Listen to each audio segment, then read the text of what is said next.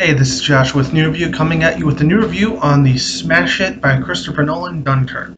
Dunkirk tells the story of the evacuation of Dunkirk, otherwise known as Operation Dynamo, uh, and it attempted to evacuate 400,000 Allied soldiers, British, French, and Belgian, as well as I think Dutch, from the coastal town of Dunkirk in France to England after the invasion of France by the Germans. And obviously, if you have any understanding of World War II history, the Germans won the Battle of France and ultimately conquered it. Um, and the troops were basically cut off and were going to be massacred, but ultimately they were not. Those that were of the 400,000 troops that were on the beach, about 300,000 were evacuated, whereas the rest either surrendered during the rearguard action, and those were mostly French, or were killed in the evacuation from being torpedoed or shot by German planes. And yeah, so Christopher Nolan took this and created a story around primarily the evacuation with references to the rearguard actions. So to do this, I will kind of break it down based on the storyline. There are three interwoven storylines that ultimately came together at the end. And there's a little bit of time distortion because one took a little bit longer than the other, and yeah. So the first main storyline is called The Mole. It takes place on the beaches of Dunkirk, and it follows primarily a young man whom we don't know the name of. He is credited in the credits as Tommy, um, and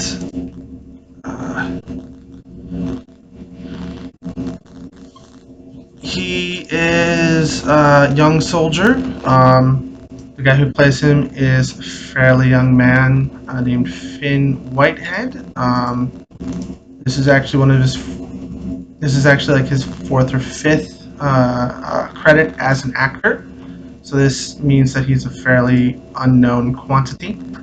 And I think he did a very good job playing this character. And he stumbles upon another soul. He and his comrades are walking through Dunkirk. There's a little bit of a shootout, and he's the only one to survive. He gets to the defensive line and eventually gets to the beach. Sees everyone just standing there waiting.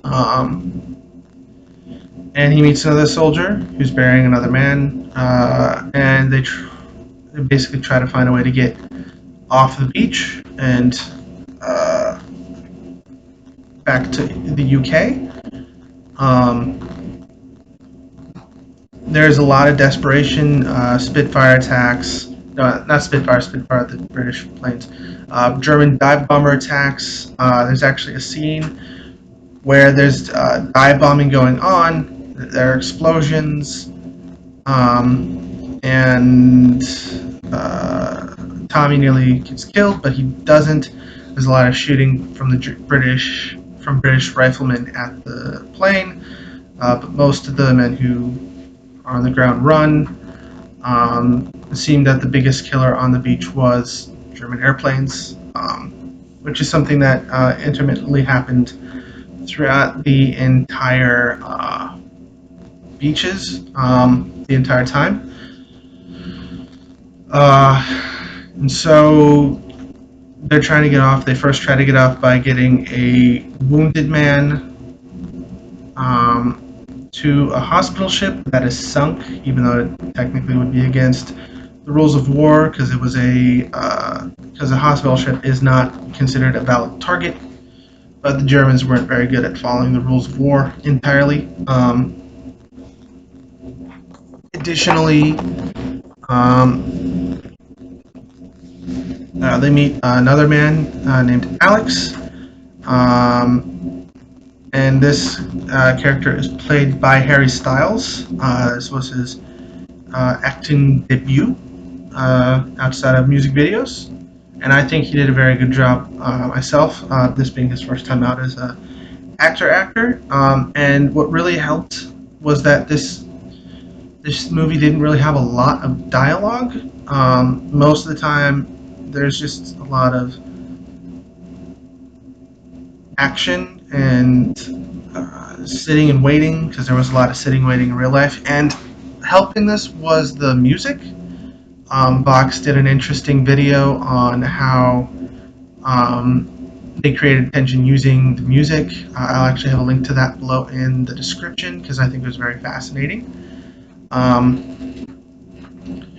And this story on the beach called The Mole takes about a week, which is actually, if I remember correctly, about how long the actual evacuation took.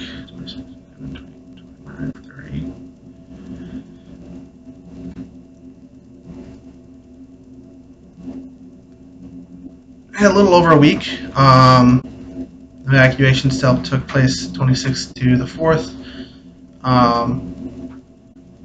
So about a week. And of course, the story is slightly abridged. We only see like one transition from day to night. Our main characters on the beach nearly get off, but the ship they're on is torpedoed, and we meet another character who in the movie we've already met, played by Cillian Murphy, who I think did a fantastic job portraying a man who was suffering from PTSD, although at the time it was known as shell shock. And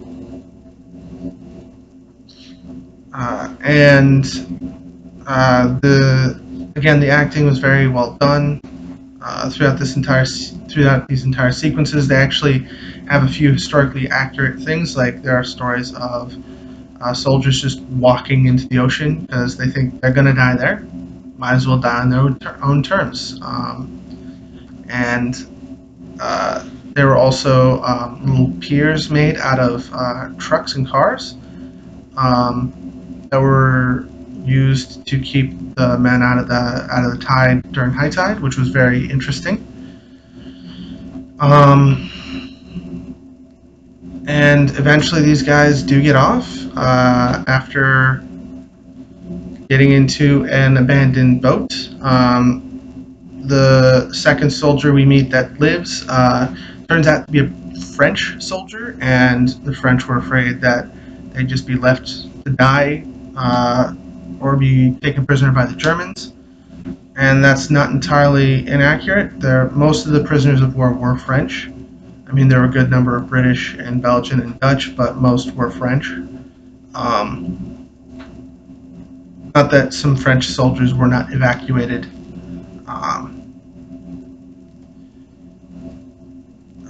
And that character drowns because the boat that they were on had been used for target practice, and since it had been outside of the defensive lines, and so the metal boat had holes in it from bullets.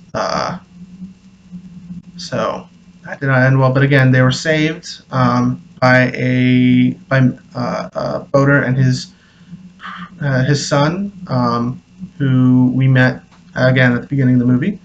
That storyline, which is the second one introduced, it's basic. The bulk of it is trying to convince Cillian Murphy's character that they have to go to Dunkirk to help, because by this point in the evacuation, the little boats had been activated, and little boats were basically civilian vessels who were requisitioned, mostly crewed by civilian crews. Some were also crewed by Navy crews, to go to Dunkirk to evacuate as many men as possible.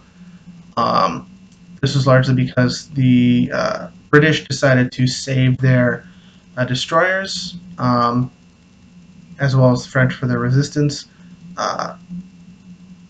And it's quite accurate. They were preparing for the inevitable, at the time, invasion of Britain, which was thought to be very likely.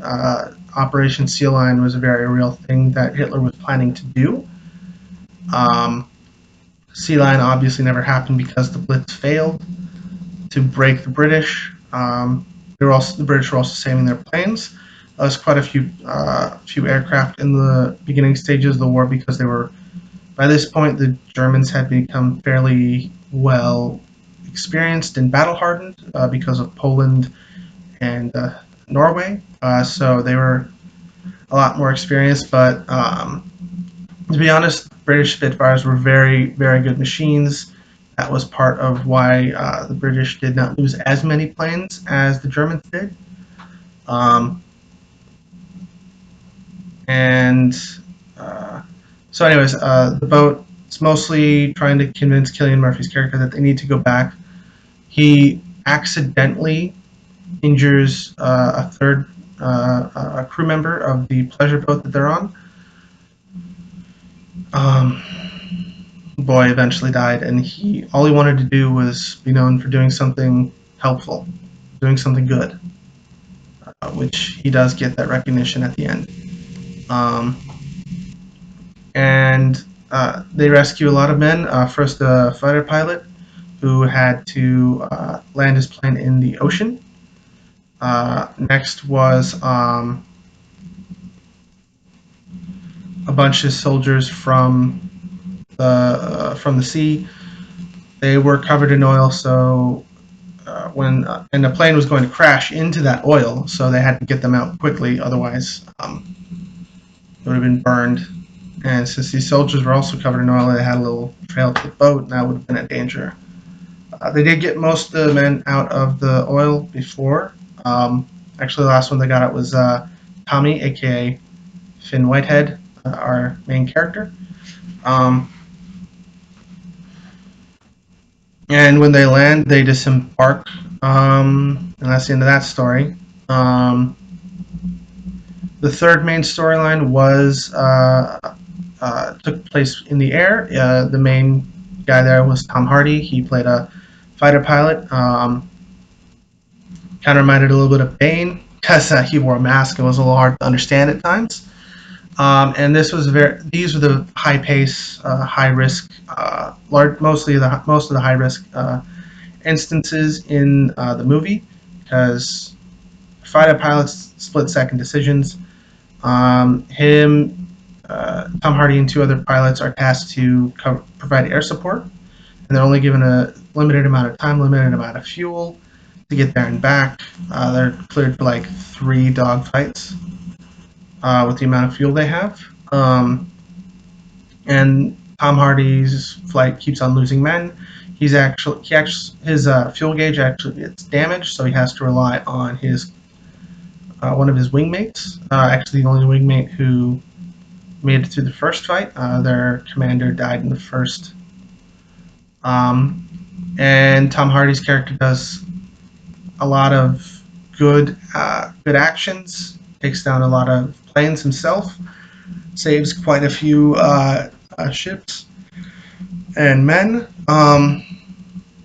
However, near the end, he's turning back and he sees another bomber going for a ship, and this is during the highest tension point where it's switching quickly from one storyline to another. This is during the same part when we find out the soldier that hadn't spoken a word was French, and when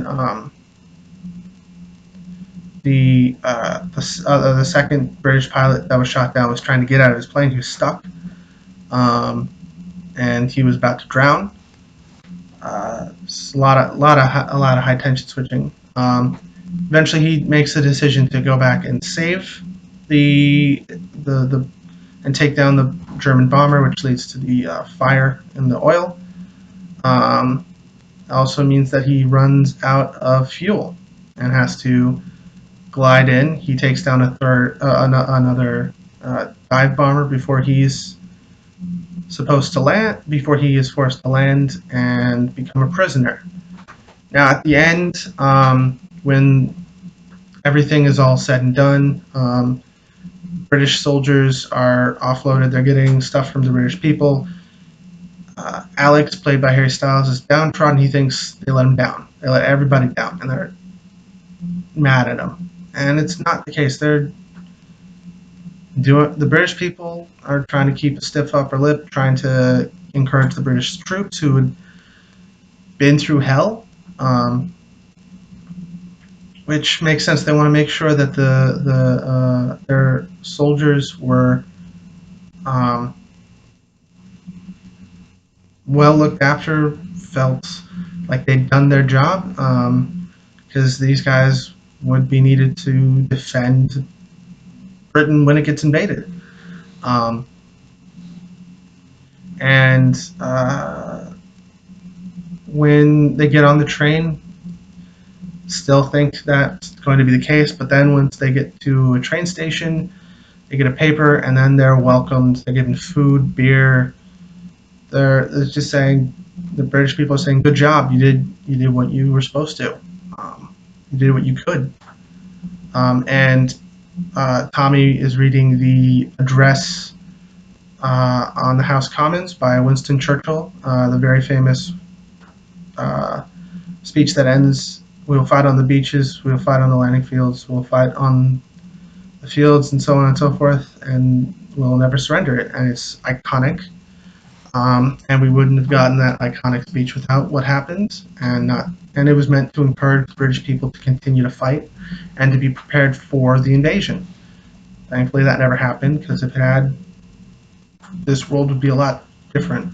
And near the end, when Tom and it's switching between Tom Hardy, Tim, uh, Finn Whitehead, and Harry Styles, and the son, the father, and the newspaper with the notice about the boy who'd gone with them. Um, and during this time, we see the only Germans we ever actually see, because most of the time the Germans are just this far off specter. During most of the movie, we are hearing about the defensive line, how it's falling back, how the French are doing their best. We do see quite a few French. The second time we see the French, they're desperately begging to be let onto the ships. Um, Personally, I think they could have added a fourth storyline following French characters, having more French dialogue with subtitles. But I get it. Don't get me wrong, I get it. Christopher Nolan is a British writer director. He's going to want to focus on that. But there were a lot of Allied troops, Belgian, Dutch, and French, who were also evacuated.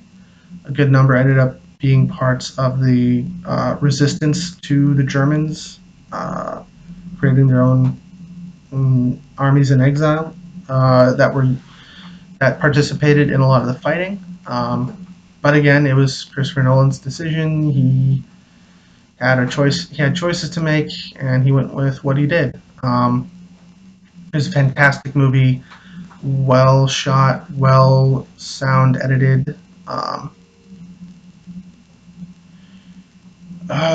and the acting and directing was fantastic. I suggest that you guys go out and see it. It is fantastic.